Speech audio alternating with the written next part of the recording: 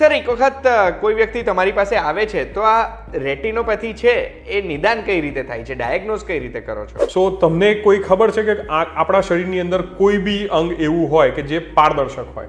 તમે કહી શકો છો? પારદર્શક અંગમાં તો આંખો સિવાય કે નથી લાગતું મને. સો આપણા શરીરમાં બધી જગ્યાએ ચામડી છે, ચામડીની આરપાર આપણે જોઈ ના શકીએ કારણ કે એની અંદર અમુક પિગમેન્ટ્સ આવતા હોય, પિગમેન્ટ્સની આરપાર આપણે જોઈ ના શકતા હોઈએ. હવે આંખ જે છે ને એની અંદર આંખના આગળના ભાગમાં કોર્નિયા આવે જે પારદર્શક હોય, એની પાછળ આંખની અંદર લેન્સ આવે એ પારદર્શક હોય, એની પાછળ વિટ્રસ જેલ આવે જે પારદર્શક હોય, અને એની પાછળ રેટિના આવે. રેટિના પણ જે છે એ સેમી ટ્રાન્સપરન્ટ હોય.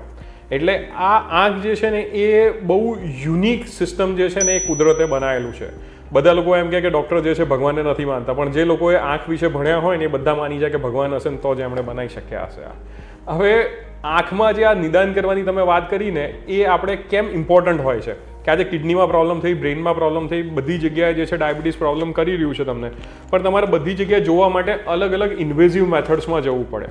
કે જેમ કોઈ સિટી સ્કેનમાં, MRIમાં કે બીજા કશામાં જાઓ તો તમને ખબર પડે, બ્લડ રિપોર્ટ કરાવો તો તમને ખબર પડે. પણ આંખ એકમાત્ર એવું અંગ છે કે જેને હું આગળથી પાછળ સીધું જોઈ અને હું કહી શકું છું કે આની અંદર કંઈ પ્રોબ્લેમ છે કે નહીં. મારે કોઈ ઇન્વેઝિવ વસ્તુમાં જલ્દી જવાની જરૂર પડતી નથી. આજે જે અમારા જે રેટિનાને ચેક કરવાના જે અમારા કેમેરા હોય છે એ કેમેરાથી હું આજે રેટિના જોઈ શકું છું કે રેટિના કઈ કન્ડિશનમાં છે, રેટિનામાં ડાયાબિટીસનું નુકસાન છે કે નહીં, અને એનાથી જે છે આપણે ડિસિઝન લઈ શકતા હોઈએ છીએ કે આની અંદર જે છે આપણે ટ્રીટમેન્ટ કઈ રીતની કરવાની કે નહીં કરવાની, અને ડાયાબિટીસ તમને કેટલા ટાઈમથી હશે, અને હશે તો એ ડાયાબિટીસ તમારો વધારે રહેતો હશે કે નથી રહેતો, એ બધું આપણે જસ્ટ ખાલી જોઈને કરી શકીએ છીએ. અને આજે જો આપણે વાત કરીએ કે તમને કદાચ સાંભળ્યું હશે ક્યાંય રેટિના ચેકઅપ કરાવવા તમે જતા હો તો કીકી પહોળી કરીને પછી જઈને તમારે જે છે રેટિના ચેક કરાવવું પડે ને, જેના કારણે 4 થી 6 કલાક સુધી જે છે તમને ઝાંખું દેખાય, અને એ ઝાંખપના કારણે તમે તમારું સરખું કામ ના કરી શકો, ડ્રાઇવિંગ ના કરી શકો, તમારો એ દિવસ બગડી જાય અને તમારે એક માણસ બીજો સાથે લઈને આવવો પડે, અલગ છે. આજે હું જે નેત્રાલયની અંદર અમુક સાધનો રાખું છું જ્યાં આગળ હું કીકી પહોળી કર્યા વગર લગભગ 98% સુધીનું રેટિનાનો ફોટો પાડી શકતો હોઉં છું, અને હું એનાથી ટ્રીટમેન્ટ કરતો હોઉં છું.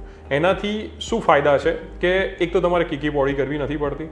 હું કીકી પહોળી કર્યા વગર ડાયરેક્ટ જે છે તમને કહી શકું છું કે તમને રેટિનોપેથી છે કે નહીં. અને બીજી વસ્તુ કે જે મલ્ટિપલ ટાઈમ જ્યારે તમે આગળ મને બતાવવા આવો છો ત્યારે જૂનો ફોટો અને નવો ફોટો કમ્પેર કરીને હું કહી શકું છું કે પહેલાં જે છે કેટલું હતું, પછી કઈ રીતનું છે, ટ્રીટમેન્ટ આગળ કરવાની જરૂર છે નથી, આપણી ટ્રીટમેન્ટ અસર કરે છે નથી કરતી, ઇવન તમારો ડાયાબિટીસ કંટ્રોલમાં છે કે નથી, એ પણ આપણે બધા ક્વેશ્ચન્સ જે છે ને એ આપણે એક સાથે આ રીતની ફોટોગ્રાફી કરી અને આન્સર કરી શકતા હોઈએ છીએ, અને તમે તમારો પોતાનો રોગ જે છે ને એ સમજી શકો.